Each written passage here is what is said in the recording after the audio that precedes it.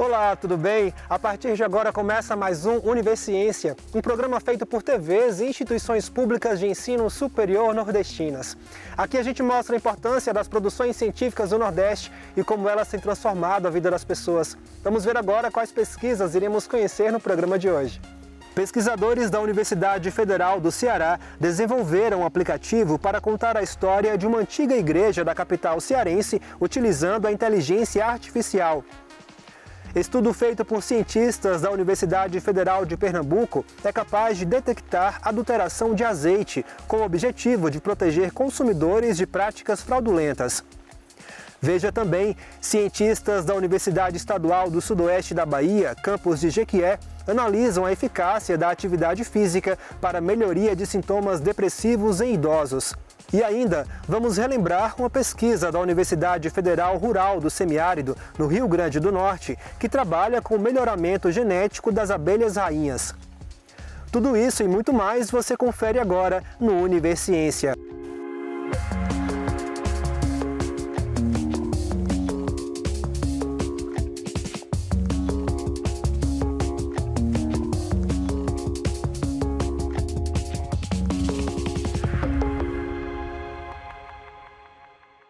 Pesquisadores da Universidade Federal do Ceará desenvolveram um aplicativo para contar a história de uma antiga igreja da capital cearense. Utilizando realidade aumentada e inteligência artificial, eles mostram que a tecnologia é uma aliada da educação. Confira.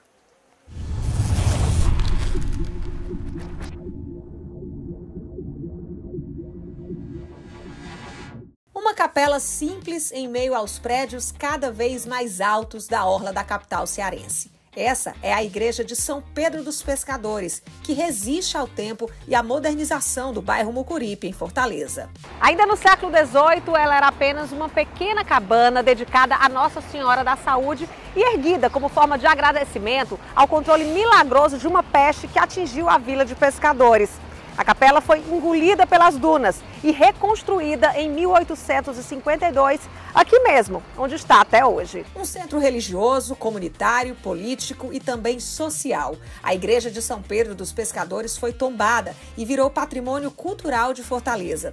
Foi olhando para essa história que pesquisadores do Laboratório de Experiência Digital da Universidade Federal do Ceará se perguntaram: como torná-la conhecida usando a tecnologia. Como que a gente faz para contar essa história por meio da tecnologia, com as interações que a gente tem hoje em nossas mãos, né? Então a gente teve a ideia de fazer um aplicativo que você não precisa baixar no seu celular, você pode escanear um QR Code e acessar um jogo em que você tem que encontrar objetos escondidos. E conforme você vai encontrando esses objetos, você vai tendo uma animação que vai contando a história dessa igreja em 3 fases, né? Foram quase 2 anos para desenvolver o aplicativo, que contou com financiamento do Edital das Artes da Prefeitura de Fortaleza e da empresa de desenvolvimento de jogos Unity Engine.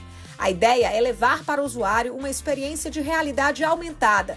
Uma grande ampulheta vai mostrando as passagens de tempo ao redor da igreja.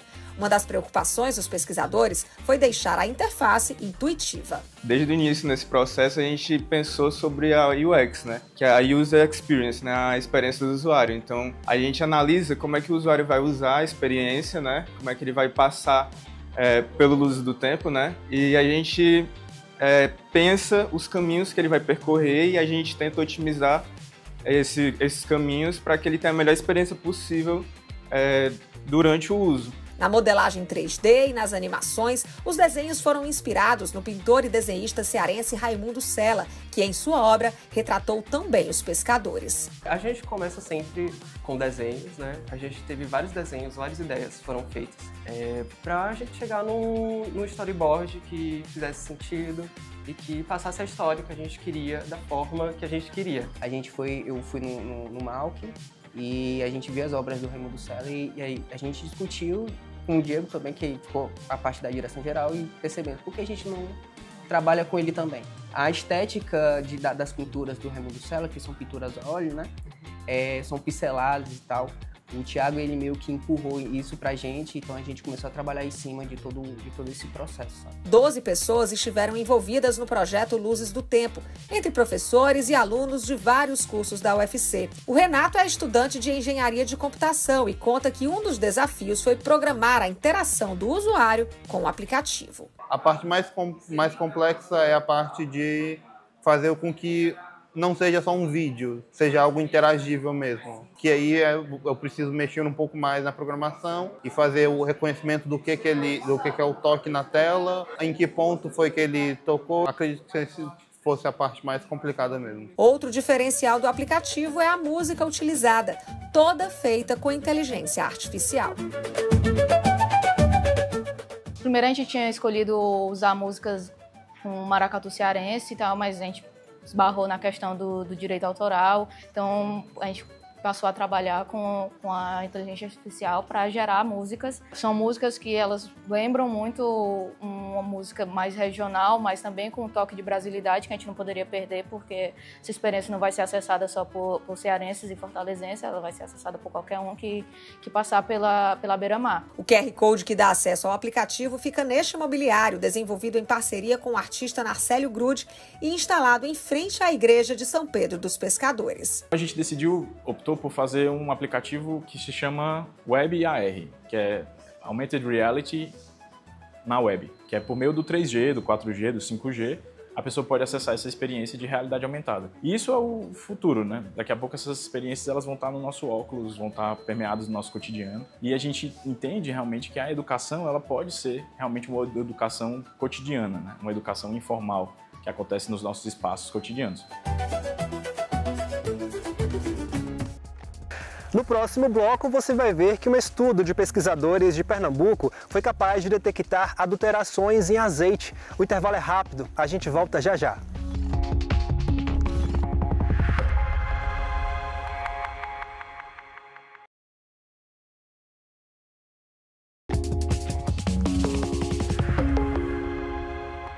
Um novo avanço tecnológico para a segurança alimentar foi desenvolvido por pesquisadores da Universidade Federal de Pernambuco. A pesquisa é capaz de detectar adulterações no azeite, visando proteger os consumidores de práticas fraudulentas. Acompanhe.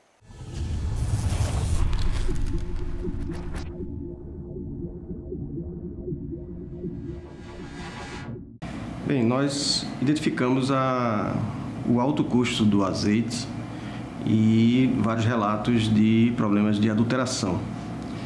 E investigamos algumas características do azeite, especialmente a questão do índice de refração do azeite. E nosso grupo já vinha desenvolvendo sensores para outras aplicações similares, adulteração de combustíveis, por exemplo. Então aplicamos o tipo de sensor, a fibra ótica, que já temos desenvolvido, para essa aplicação da adulteração do azeite. E analisamos a adulteração com os principais óleos vegetais que são usados para efeito de adulteração. E o que se observou é que o índice de refração dos adulterantes é bem diferente do índice de refração do azeite. Então, não seria difícil fazer essa detecção. O sensor, ele utiliza fibras ópticas. Então, o princípio da fibra óptica é um dispositivo dielétrico, né, que tem um núcleo da fibra vidro com índice de refração um pouco maior e uma casca que é vidro com índice de refração um pouco menor, e por reflexão interna total a luz é guiada no núcleo.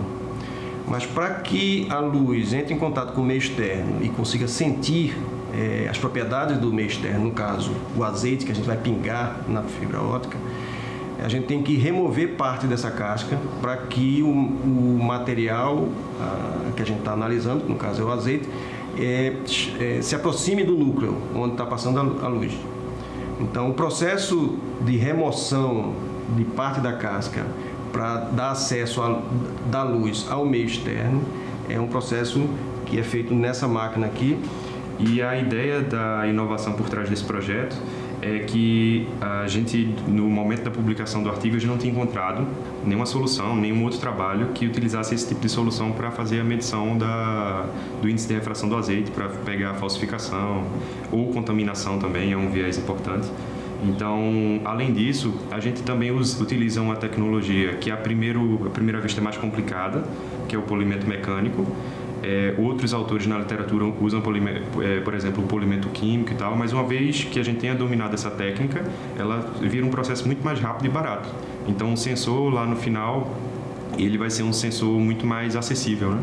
Ele pode ser produzido mais em menos tempo e com isso a gente consegue, no final das contas, ter uma tecnologia bem competitiva.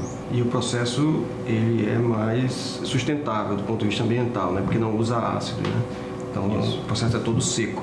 Então o processo que envolve ácidos ele gera resíduos.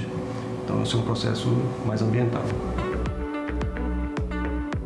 Bom, aqui é uma versão simplificada que a gente construiu com fibra óptica de plástico para mostrar a interação da luz com o meio externo, que nesse caso é o azeite. E aí a ideia de escolher a fibra óptica de plástico também é porque por ela se propaga a luz visível e a gente consegue mostrar para as pessoas a interação da luz com o meio externo.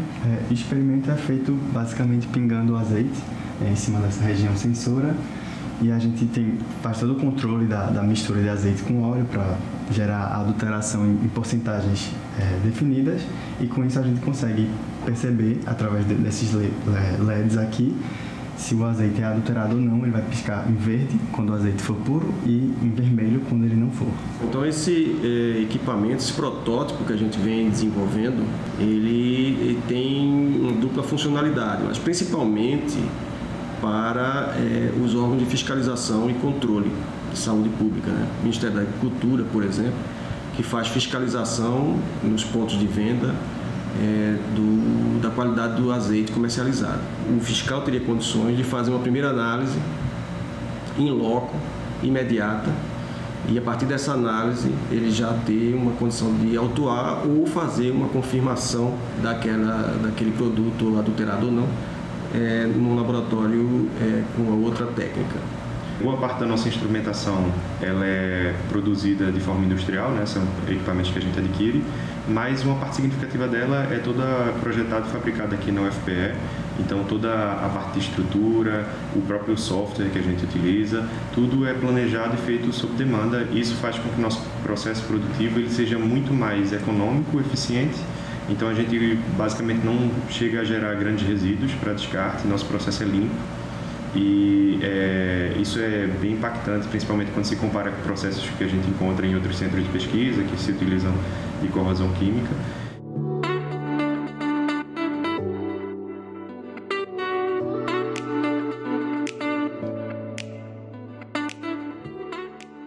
Um estudo da Universidade Estadual do Sudoeste da Bahia, campus de Jequié, busca entender como a atividade física pode impactar positivamente a saúde de pessoas idosas.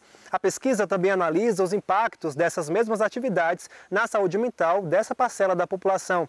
Confira na reportagem a seguir.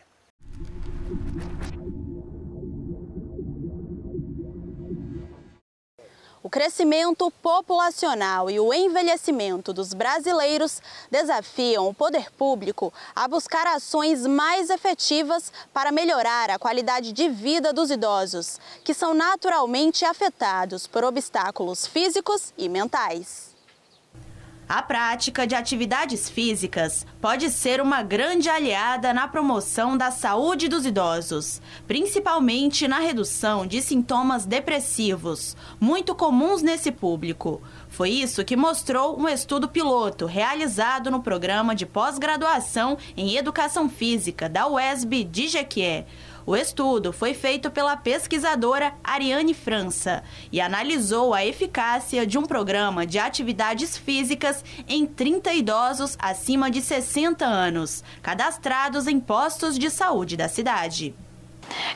Eu faço parte de um grupo de pesquisa da UESB, onde a gente fez uma pesquisa maior, uma pesquisa mãe que a gente chama, para avaliar tanto sintomas depressivos, quanto qualidade de vida, aptidão funcional, imunidade. desses idosos a partir de um programa de atividade física multicomponente nos postos de saúde, em 2 postos de saúde de Jequié. Então, o objetivo foi avaliar se o programa de atividade física multicomponente, qual seria o impacto, né, desse programa na saúde mental dos idosos, em específico nos sintomas depressivos desses idosos. As atividades com os idosos aconteceram durante 2 meses em 2022. Foi aplicada a escala de depressão geriátrica, com questões de resposta simples, sim ou não. A pesquisadora destacou relatos positivos dos idosos após a participação no estudo. A gente fez um grupo focal com eles, onde obtivemos alguns relatos, uma parte mais qualitativa. E a gente percebeu alguns relatos como melhora do sono, né, a parte da socialização. Então, para eles era muito importante estar ali com outros idosos, visto que foi um período aí de finalzinho de pandemia, ainda existia a questão do isolamento social. Então, foram esses pontos que a gente ouviu de relato, né? E onde percebemos que, apesar de não obtermos esse resultado significativo, teve um impacto positivo e benéfico na vida deles também. Saulo Vasconcelos, orientador da pesquisa, revelou outra importante proposta do estudo: mostrar a necessidade de políticas públicas que incentivem a atividade física no SUS, o Sistema Único de Saúde. O Brasil ele retomou recentemente as equipes multidisciplinares no SUS, que abre a possibilidade da gente estar aumentando o acesso à prática de atividade física para as pessoas idosas, mas a nossa pesquisa ela tem como propósito também estar oferecendo outras possibilidades de atividade física sustentável, pautado numa realidade onde a gente possa dar acesso a essas pessoas com um custo-efetividade relativamente bom, com um investimento não tão alto, possibilitando assim para que mais pessoas possam ter acesso à prática de atividade física. Agora, a busca é pela expansão do projeto e pela divulgação dos resultados, por meio de artigos científicos em revistas nacionais e internacionais. Os 2 objetivos já estão encaminhados. Inclusive, o mesmo estudo já está sendo feito em outro continente, com idosos de Moçambique, país africano. A nossa pesquisa foi um estudo piloto, onde a gente pôde avaliar o que funcionou, o que é que a gente pode melhorar. A partir daí, temos a ideia de disseminar em outros locais, aqui no próprio município. Inclusive, o nosso colega do grupo de pesquisa já está implementando, né, o grupo de atividade física multicomponente em Moçambique. Então, a partir desse estudo, a nossa ideia inicial sempre foi, né, disseminar a prática de atividade física para essa população. No próximo bloco, a gente segue revisitando pesquisas que fizeram a diferença no dia a dia em celebração aos 5 anos do Universiência. O nosso próximo destino é o estado do Rio Grande do Norte. O intervalo é rápido, a gente volta já.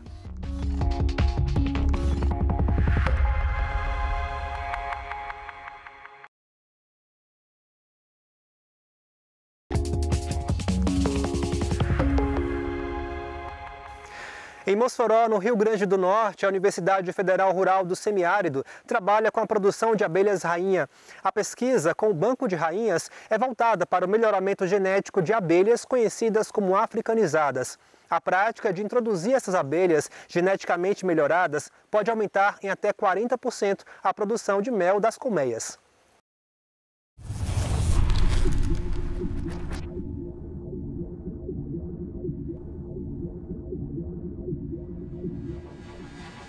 Local de experimentos para diversas culturas do semiárido, a Fazenda Experimental da UFES, na zona rural de Mossoró, no oeste do Rio Grande do Norte, agora também é campo para a produção de abelhas rainhas. Essas majestosas senhoras do semiárido, digamos assim, estão no radar de pesquisadores da graduação e da pós da universidade.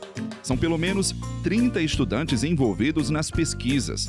Nailton se formou recentemente em agronomia, usando as abelhas como objeto de estudo. Na agronomia, durante a graduação, eu trabalhei com embalagens para fornecimento de bife proteico E agora no mestrado eu vou trabalhar na área de melhoramento genético com as abelhas rainhas. Aqui o trabalho começa nas colmeias, nessas cúpulas que os pesquisadores chamam de realeiras, onde se desenvolvem as rainhas. Depois de alguns dias na natureza, as cúpulas são recolhidas e colocadas na abertura desses frascos, com uma pequena tira de isopor e uma mistura de mel e açúcar refinado chamado de candy. Essa pequena tira de isopor facilita a saída da abelha da cúpula e o candy serve para alimentar o inseto no primeiro momento. Depois de 5 dias, as novas rainhas são colocadas nessas gaiolas de transporte, junto com outras 5 operárias e mais um pouco de candy. Depois, as rainhas são inseridas nas colmeias ainda dentro das gaiolas, para que as demais operárias se adaptem à nova abelha líder. Isso tudo só é possível graças às práticas de melhoramento genético.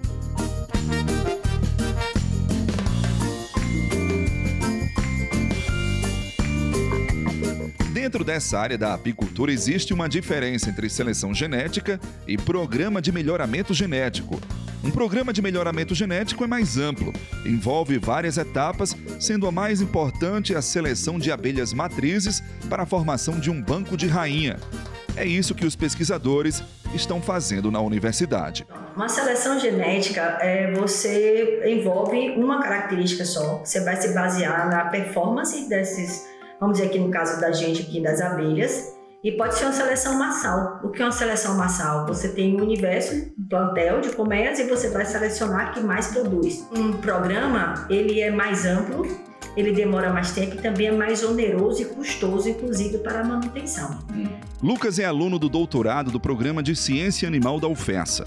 Nessa área de melhoramento genético, ele seleciona o sêmen dos zangões de abelha por meio de uma técnica chamada de criopreservação. A gente faz uma avaliação prévia de como estão os aspectos dos espermatozoides, como a motilidade, a viabilidade desses espermatozoides, e depois a gente vai para um processamento para congelação desses espermatozoides, desse sêmen, desses espermatozoides. E depois leva eles para um nitrogênio líquido, no qual ele fica submerso a menos 196 graus. O trabalho acontece no Laboratório de Conservação de Germoplasma Animal, mantido na UFESA e coordenado pelo professor Alexandre Rodrigues. A pesquisa de Lucas pode ser considerada pioneira por fazer esse tipo de seleção de sêmen em abelhas africanizadas dentro do bioma da Caatinga. Os resultados já começam a aparecer.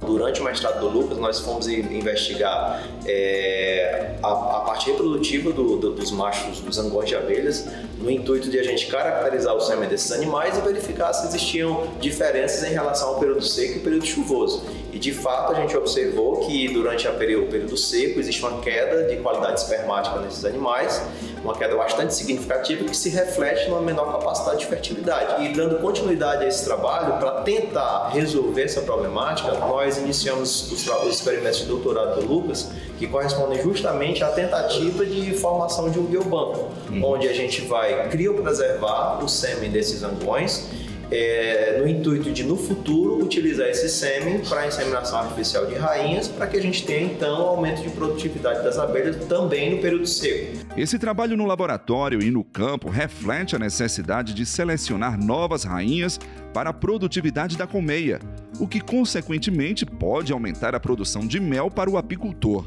Você trabalhar com rainhas novas, só em você substituir a rainha, você já tem um aumento pelo menos de 40%. Isso na produção na produção de mel, né? E se você faz a substituição de uma rainha nova e com melhoramento genético, você pode duplicar essa produção. Segundo dados da Confederação Brasileira de Apicultura, o país conta atualmente com 350 mil apicultores e com potencial de ter muito mais. Por enquanto, esse trabalho de produção de novas abelhas na fazenda da UFESA acontece por demanda externa e também para suprir os experimentos. Mas com esse envolvimento de pesquisadores e parcerias firmadas, como no caso do Laboratório de Germoplasma, uma coisa é certa: o horizonte da apicultura está iluminado com abelhas rainhas e operárias mais produtivas para o mel e para a polinização nas fazendas de frutas da região.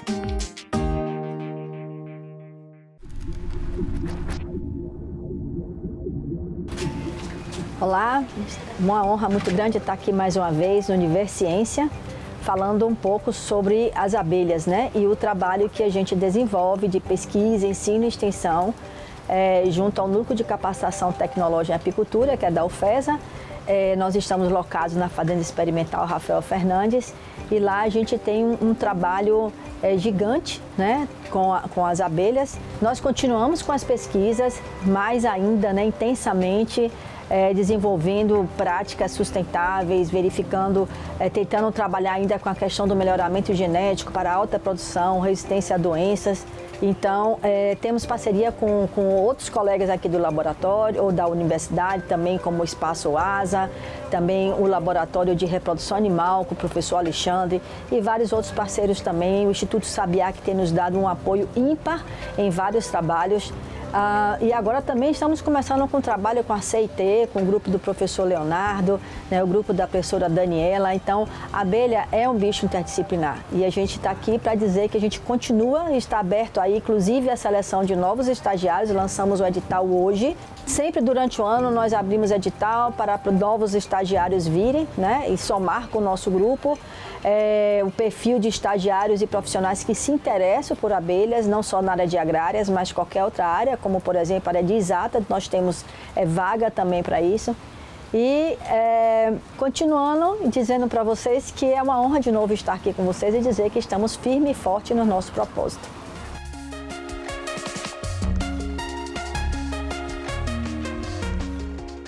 O Univerciência de hoje fica por aqui. No próximo programa traremos mais pesquisas inovadoras para a gente conhecer o que tem sido produzido nas instituições públicas de ensino superior nordestinas.